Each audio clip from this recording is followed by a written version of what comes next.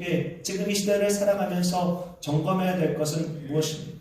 하나님께서 이 시련을 통해서 우리 안에 주시는 말씀이 있다는 것입니다. 이 시련을 통과하면서 하나님께서 계획하신 것이 있다는 것이죠. 하나님께 택함을 받았던 이스라엘도 역사 속에 수없이 많은 시련을 겪었습니다. 아픔을 겪었습니다. 그런데 성경을 보면 그 시련은 하나님의 선택한 백성을 하나님의 능력의 장중 안에, 하나님의 축복의 장중 안에 품으려는 하나님의 또 다른 사랑의 표현이었다는 것을 알게 됩니다. 오늘 우리가 읽은 성경 본문에도 하나님의 징계가 기록되어져 있습니다.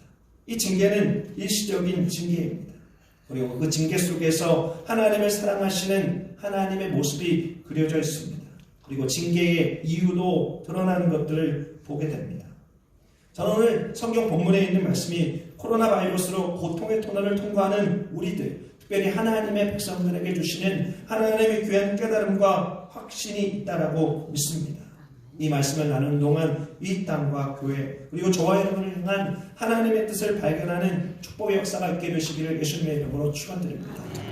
이사야 말씀을 읽어보면 1장부터 66장 가운데 있는 말씀 가운데 40장부터 55장까지 있는 말씀 속에 위로와 소망의 말씀이 집중되어져 있는 것들을 발견하게 됩니다. 이 16장의 말씀 가운데 하나님의 풍성한 위로가 기록되어져 있는 것이죠. 그런 생각으로 말씀을 읽다 보면 오늘 본문에 있는 말씀 속에 다소 의아함이 생겨나게 됩니다. 하나님을 공경하지 못하고 살고 있는 하나님의 백성들의 완악한 모습이 기록되어져 있고 그를 통한 하나님의 징계가 기록되어져 있는데 다소 그것이 어색하게 느껴지는 것이죠. 하나님의 백성이었던 이스라엘 백성들의 완악함이 무엇이었는가? 하나님을 부르지 않았다라고 성경이 기록하고 있습니다. 이사야 43장 22절에 있는 말씀을 보시기 바랍니다. 그러나 야호와 너는 나를 부르지 아니하였고 이스라엘아 너는 나를 괴롭게 여겼으며. 여러분 하나님의 백성이 하나님의 백성다워지는 것은 어떤 것입니까? 하나님의 백성은 하나님을 부르는 사람입니다. 하나님의 백성이 하나님을 부르지 않으면 그것은 굉장히 심각한 문제입니다. 하나님을 인정하고 하나님을 경외하는 자들이 바로 하나님의 백성이죠. 그렇게 살지 않는다 하면 어찌 하나님의 백성으로 인정될 수 있겠습니까? 여러분 그렇다고 이 말씀이 이스라엘 백성들의 삶 속에 그들이 드렸던 예배의 외형적인 모습이 멈췄다는 뜻이 아니다라는 사실을 우리는 기억할 필요가 있습니다. 그들은 희생의 제사를 드렸습니다. 그리고 하나님을 찬양했습니다. 그러나 그들의 예배가 형식적이었습니다. 그리고 그들의 희생제사가 종교적인 행위에 그쳤다라는 것이죠. 밝은 이었던 22절에 있는 말씀을 보면 너는 나를 괴롭게 여겼으며 라는 말이 나옵니다. 이 말은 어떤 말이냐 하면 하나님의 백성이 하나님을 귀찮게 여겼다라는 뜻입니다. 하나님을 섬기는 일들 가운데 실증을 냈다라는 것이죠. 여러분 이런 모습들이 이어지는 23절 가운데 좀 더 구체적으로 표현되는 것을 보게 됩니다. 내 번제의 양을 내게로 가져오지 아니하였고 내 제물로 나를 공경하지 아니하였느니라. 나는 제물로 말미암아 너를 수고롭게 하지 아니하였고 유향으로 말미암아 너를 괴롭게 하지 아니하였거늘. 여러분 성경을 읽으면서 이런 생각을 하신 일이 있는지 모르겠습니다. 왜 하나님께서 하나님의 백성이 이스라엘에게 희생제사라는 예배의 방법을 가르쳐 주셨을까? 구약의 말씀을 읽으면서 이런 생각을 해보신 일이 있는지 모르겠습니다. 여러분 한번 생각을 해보십시오. 살아있는 짐승을 죽입니다. 그리고 피를 흘립니다. 각을 뜨고 태웁니다. 그렇게 드리는 예배를 하나님께서 가르치셨습니다. 여러분 종종 유튜브 가운데 영상 가운데 동물을 학대하는 모습들이 나오는 것을 보게 되죠. 어떻습니까? 눈 뜨고 못 봅니다. 굉장히 끔찍한 장면입니다. 많은 사람들이 그 장면을 보고 욕하고 그 사람의 행동에 대해서 저주하고 질타하는 것들을 보게 됩니다. 여러분 희생제사를 드리는 그 행동만 볼 때는 굉장히 잔인하게 느껴질 수 있는 것이죠. 하나님께서 왜 이스라엘에게 그런 예배의 방법을 가르치셨을까? 여러분 하나님께서 이스라엘 백성들에게 희생제사를 통해 예배를 가르치신 것은 하나님께서 고기를 원하셔서가 아니었습니다.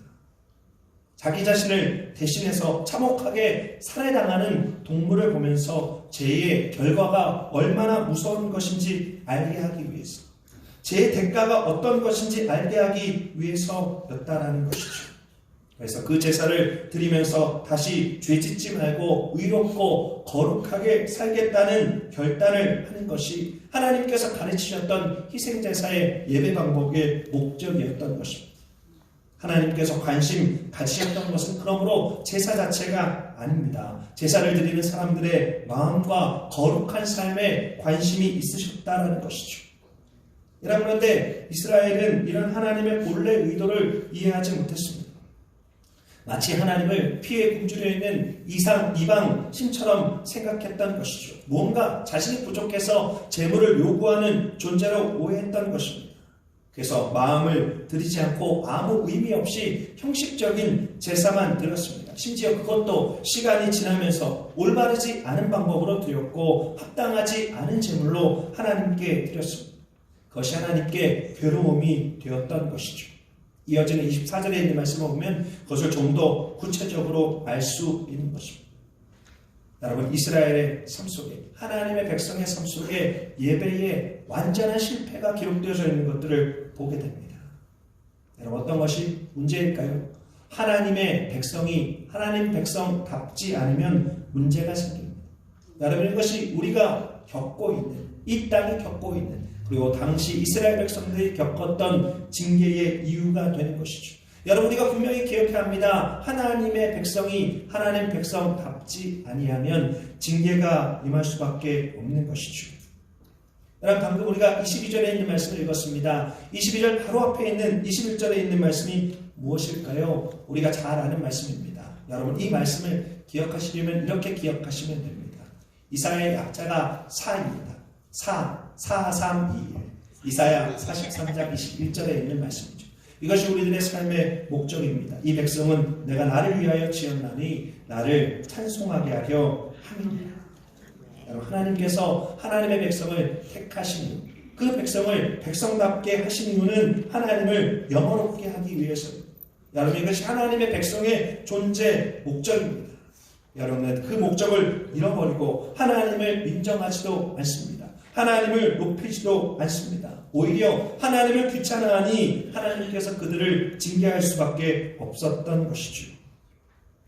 여러분, 최근 일어나고 있는 세계 곳곳에서의 코로나 소식들을 들으면서 교회가 이것을 어떻게 받아들여야 되겠습니까?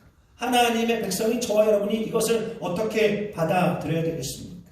세상은 이런저런 분석과 이유들을 쏟아놓습니다. 원인과 결과들을 쏟아놓습니다. 책임의 소재들을 묻고 그 뒷이야기를 하느라고 분주한 것들을 보게 됩니다.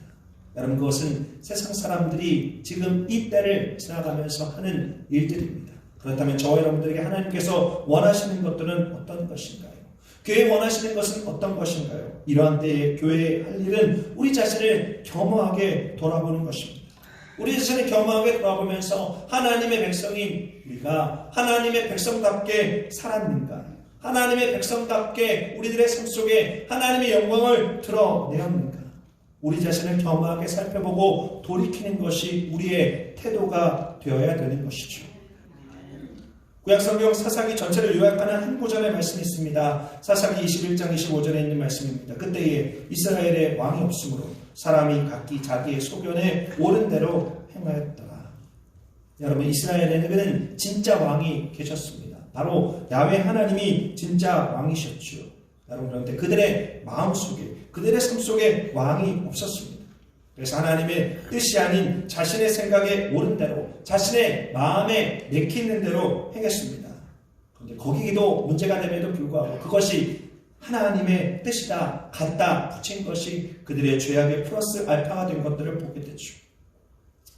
여러분, 오늘날 우리들의 모습이 이와 같지 않은가 한번 생각해 볼 필요가 있습니다.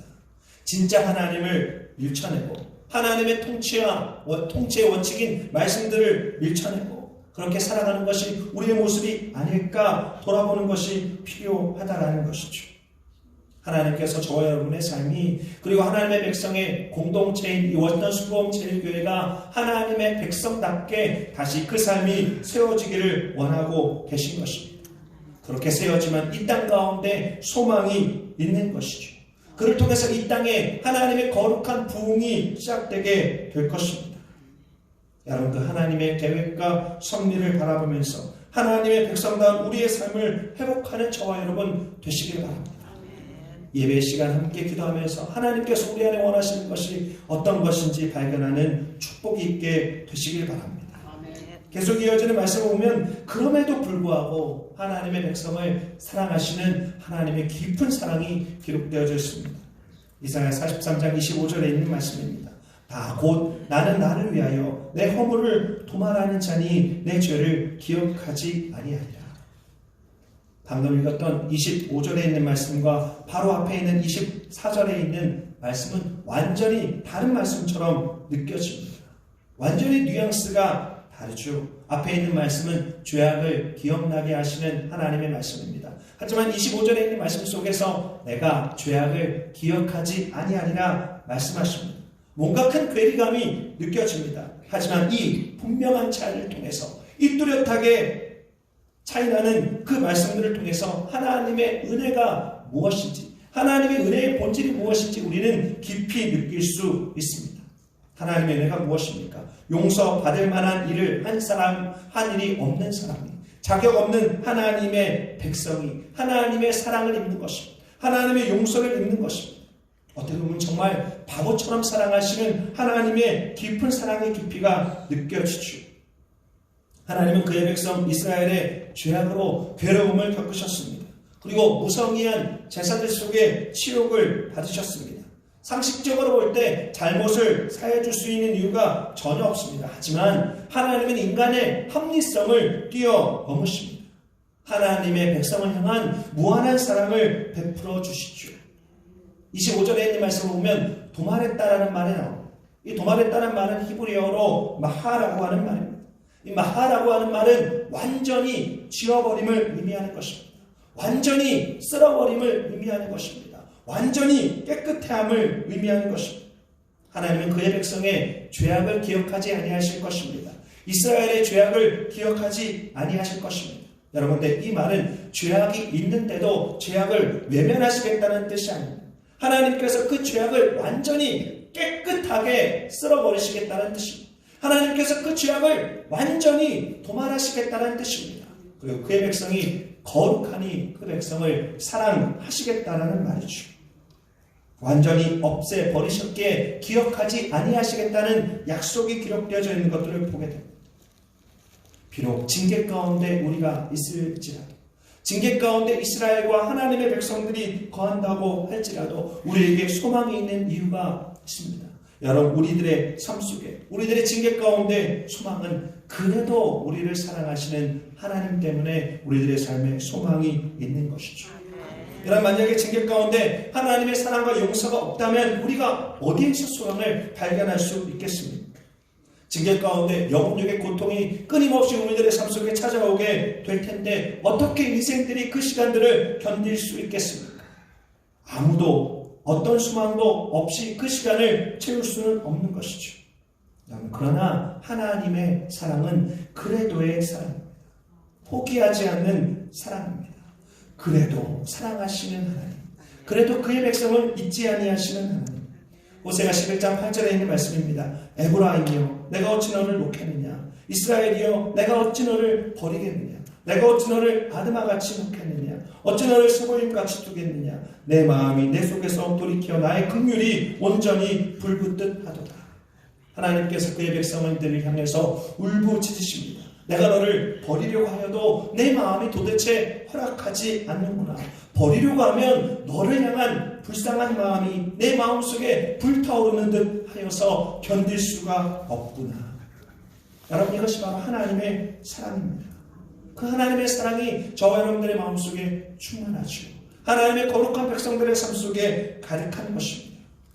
여러분, 그 사랑 속에 살아가는 저와 여러분이, 그 사랑 속에 하나님의 백성으로 부름받은 저와 여러분이 해야 되는 것은 어떤 것입니까? 그 포기하지 않는 불붙는 하나님의 사랑이 이 절망 가운데 거하는 모든 사람들에게 소망이 될 수 있도록 기도해야 되는 것입니다. 여러분, 세상이 그에게 사회적 책임을 요청하고 있습니다. 여러분, 교회의 진짜 사회적 책임이 어떤 것입니까? 질병 가운데 있는 사람들을 위해서 모금할 수 있습니다. 또 질병 가운데 있는 사람 찾아가서 봉사할 수 있습니다. 크고 작은 공헌을 할 수 있습니다. 하지만 교회가 해야 되는 사회를 향한 본질적인 공헌은 기도를 쉬지 않는 것입니다. 끊임없는 기도로 하나님의 뜻을 이루어 나아가는 것입니다. 그것이 지금 우리가 할 수 있는 일이고 가장 필요한 일이고 가장 탁월한 일인 것입니다. 하나님의 긍휼을 구하며 하나님의 백성이 이 땅을 위해서, 영혼들을 위해서 기도하는 것. 여러분, 이것이 하나님께서 우리들에게 원하시는 가장 탁월하고 본질적인 일임을 기억해야 되는 것이죠. 마태복음 5장 4절에 있는 말씀입니다. 애통하는 자는 복이 있나니 그들이 위로를 받을 것이며. 사랑하는 성도 여러분, 하나님의 백성으로 부름받은 저와 여러분, 우리는 울어야 합니다. 우리를 위해서 우는 것이 아니라 하나님의 마음으로 소망 없는 세상을 위해서 거룩한 애통의 눈물을 흘려야 되는 것이죠. 그 애통의 눈물 속에 하나님의 위로와 소망이 우리들의 마음속에 채워지게 될 것입니다. 또 깊은 애통의 눈물 속에 우리의 눈물이 하나님의 은혜에 강물되어서 이 땅 가운데 있는 모든 아픔을 치료하는 하나님의 능력으로 나타나게 될 것입니다. 사랑하는 성도는 그래도 사랑하시는 하나님을 바라보며 세상 사람과 다른 우리가 할 수 있는 진정한 그리스도인의 책임을 다하는 축복의 역사가 있게 되시기를 바랍니다. 우리의 기도를 통해서 역사하시는 하나님을 경험하는, 우리의 기도를 통해서 하나님의 능력을 드러내시는 살아계신 하나님을 경험하는 저와 여러분 되시기를 예수 그리스도의 이름으로 축원드립니다. 마지막 본문의 말씀을 보도록 하겠습니다. 이사야 43장 26절에 있는 말씀입니다. 너는 나에게 기억이 나게 하라. 우리가 함께 변론하자. 너는 말하여 내가 의로움을 나타내라. 여러분, 이 말씀 가운데 이 땅을 살아가는 인생들의 문제가 있습니다. 하나님께서는 지워버리시기로, 하나님께서는 용서하기로 작정하셨습니다. 그런데 문제는 무엇입니까? 하나님의 백성들이 그 사랑을 받아들일 준비가 전혀 되지 않은 것이죠. 하나님의 그 엄청난 사랑 앞에 그냥 하나님이 용서해 주세요. 저희들을 연약한 저희들을 불쌍히 여겨주세요. 그렇게 하면 되는 것입니다. 여러분의 태도가 어떻습니까? 저는 의로운데 제가 뭘 어쨌다고 그러십니까?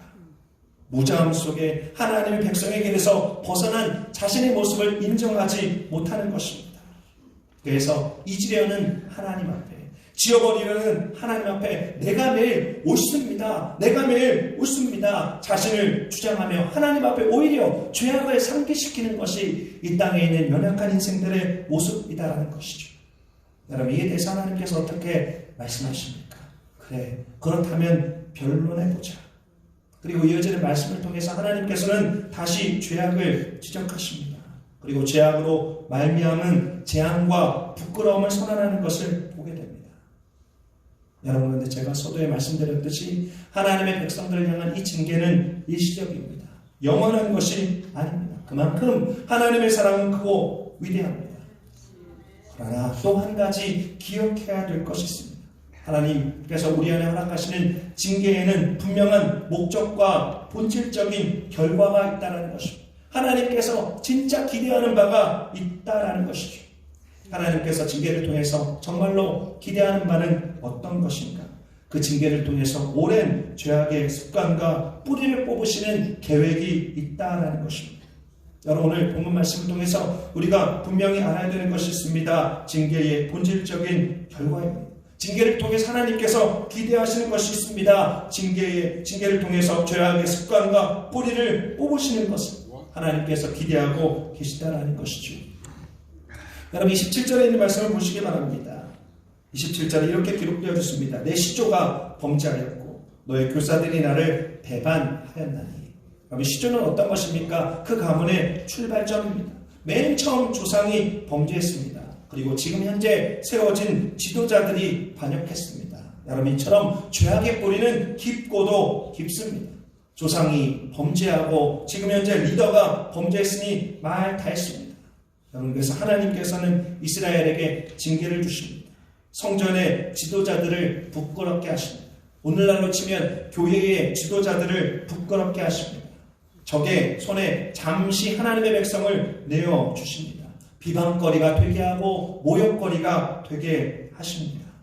여러분, 그것이 당시 이스라엘의 모습이었고 현재 이 시대에 교회가 처해 있는 현실임을 보게 됩니다. 여러분들, 성경 전체를 통해서 어떤 것을 발견하게 됩니까? 하나님의 백성들이 징계 가운데 있을 때 그 괴로움 때문에 하나님의 백성은 하나님을 다시 찾게 되어져 있습니다. 하나님 앞에 부르짖게 되어져 있는 것이죠. 여러분, 진정한 회개는 죄인임을 인정하는 순간 이루어지게 되는 것입니다. 그리고 그 회개를 통해서 죄악의 뿌리들이 뽑혀지게 되는 것이죠. 이번 코로나 바이러스를 겪으면서 한 가지 제가 경험한 일이었습니다. 이번 달 말에 LA에서 교단총회가 있습니다. LA도 지금 코로나 바이러스 때문에 비상이 걸렸습니다. 그래서 교단총회가 취소될 것이라고 생각했습니다. 그런데 엊그제 제가 교단으로부터 공문 하나를 받았습니다. 교단의 리더들이 기도하면서 이번 교단총회를 열기로, 교단총회를 개최하기로 했다라는 것이죠. 어려운 환경이지만 목사님들이 모여서 기도하자라는 취재를 갖는 공문을 받았습니다. 여러분들께서 아시는 분들은 아시겠지만 대한민국의 여러 교단의 총회들, 북미총회는 좀 덜하긴 합니다만 여러 교단의 총회들을 가면 고성이 오고 가고 욕설들이 오고 가고 목사님들이 목사님답지 않은 모습들을 보일 때가 있습니다.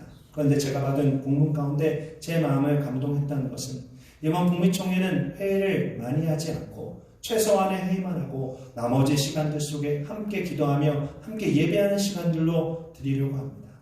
여러분, 저는 그 말에 얼마나 큰 감동이 되었는지 모르겠습니다. 여러분, 지금 현재 코로나라는 시련이 함께 모이는 북미총회 목사님들로 하여금 기도하게 하는, 연합하게 하는, 부르짖게 하는, 원래 하나님의 백성, 하나님의 교회의 모습을 회복하게 하는 계기가 되었다라는 것이죠. 여러분, 이것이 하나님께서 하나님의 백성들을 징계를 통과하게 하시면서 원하고자 하는 결과입니다. 그 삶에 있는 죄악의 뿌리를 뽑고 원래 자리로 돌아가는 것이죠. 여러분, 그동안 한국과 미국 그리고 교회가 얼마나 많은 축복을 드렸습니까? 그것으로 말미암아 얼마나 우리가 행복해 했습니까? 하지만 그 축복 속에서 우리는 하나님을 잊고 마치 그것이 내 자신이 이룬 것처럼 방자하게 행한 부분들이 참 많이 있었습니다. 여러분, 지금 겪고 있는 이 시련들 속에는 하나님의 분명한 의도가 있습니다. 우리와 하여금 겸손히 엎드리게 하시고 우리들의 삶에는 죄악을 뿌리 뽑으시려는 하나님의 계획과 섭리가 있는 것이죠. 여러분, 그 일에 합당한 성도의 반응은 감히 상상하지 못하는 하나님의 일들이 시작하게 하는 출발점인 것들을 보게 됩니다. 여호수아 3장 5절에 있는 말씀을 기억하시기 바랍니다. 여호수아가 또 백성에게 이르되 너희는 자신을 성결하게 하라. 하나님께서 내일 너희 가운데 기이한 일들을 행하시리라. 여러분, 여호수아의 선포를 기억하시기 바랍니다. 하나님의 백성이 그 삶 속에 죄악의 뿌리를 뽑고 자신을 성결하게 하려는, 자신을 거룩하게 하려는 결단을 통해서 하나님의 기이한 일들이 이 땅 가운데 일어나게 될 것입니다. 하나님의 백성들의 성결은 그 마음속에 뿌리를 뽑은 죄악의 그 뿌리를 뽑은 하나님의 백성들의 아름다운 열매는 이 땅 가운데 기이한 일들로 나타나게 될 것입니다. 여러분, 이 땅 가운데 코로나 바이러스가 멈춰지게 되는 가장 빠른 방법이 무엇입니까? 모든 교회들이 한마음 한뜻 되어서 교회의 거룩함을 회복하는 것입니다. 교회의 성결을 회복하는 것입니다. 그러면 이 땅 가운데 하나님의 기적의 강물이 흐르게 될 것입니다. 코로나의 역병이 그치게 될 것입니다. 사랑하는 성도 여러분, 우리가 속한 이 아름다운 교회가 그 놀라운 일들 가운데 결단하는 축복의 역사가 있게 되시기 바랍니다. 하나님, 우리들의 삶을 성결케 하시옵소서. 하나님, 우리들의 삶을 거룩케 하시옵소서. 우리가 결단하옵나니 기이한 일들을 보게 하시옵소서. 놀라운 일들을 보게 하시옵소서. 하나님의 살아계심을 목독해 되게 하여 주시옵소서. 자원의 그런 간절한 기도로 나아가는 축복의 역사가 있게 해주시기를 예수님의 이름으로 축원드립니다. 오늘 함께 이 말씀을 통해서 징계에 대해서 나누었습니다. 우리가 기억해야 될 것이 있습니다. 징계의 이유는 하나님의 백성이 그의 백성답지 못할 때 일어나게 된다는 것이죠. 하지만 징계 가운데 소망이 있습니다. 그래도 사랑하시는 하나님, 그 하나님이 우리 하나님이시기 때문입니다. 하나님께서 원하시는 징계의 본질적인 결과가 있습니다. 죄악의 습관과 죄악의 뿌리를 뽑아내는 것입니다. 여러분, 징계의 본질적인 결과가 있습니다. 죄악의 습관과 죄악의 뿌리를 뽑아내는 것입니다. 여러분, 징계의 본질적인 결과가 있습니다. 죄악의 습관과 죄악의 뿌리를 뽑아내는 것입니다. 여러분, 징계의 본질적인 결과가 있습니다. 죄악의 습관과 죄악의 뿌리를 뽑아내는 것입니다. 성령의 인도하심 가운데 하나님의 백성다운 모습으로 회복되는 이 시간 되시길 바랍니다. 그리고 세상을 바라보시는 하나님의 그 눈을 기억하며 이 땅의 영혼들을 불쌍히 여기시길 기도하는 저와 여러분 되시길 바랍니다. 그리고 우리들의 삶의 죄악의 뿌리들을 뽑아내며 하나님께서 선택하신 거룩한 군세의 삶을 꿈꾸며 이 땅의 진정한 하나님 나라의 임함을 바라보는 그 기적을 맛보는 축복의 역사가 있게 되시기를 예수 그리스도의 이름으로 축원드립니다. 기도하시겠습니다. 존귀하신 하나님, 우리들의 삶에 보이는 현상들 속에, 우리들의 삶에 보이는 여러 가지 일들 속에 우리들의 마음이 분주할 때가 있습니다. 우리들의 마음에 두려울 때가 있습니다. 그러나 하나님께서 지금 이 시간 우리 안에 원하는 것은 믿음임을 고백합니다. 하나님의 백성이 하나님 백성다울 때 이 땅 가운데 모든 징계들과 어려움들이 사라지게 될 것들을 믿습니다. 주 하나님, 우리가 믿음으로 살기 원합니다. 우리가 믿음으로 살기 원합니다. 예수 그리스도의 보혈의 피를 믿는, 십자가의 은혜와 사랑을 믿는, 부활의 생명과 부활의 영광을 바라보고 다가올 날들의 하나님의 날들의 소망 가운데 살아가는 우리 모두 되기를 원합니다. 주 하나님께서 하늘의 놀라고 큰 은혜를 더하여 주시옵소서. 모든 말씀 존귀하신 예수 그리스도의 이름으로 기도드립니다. 아멘.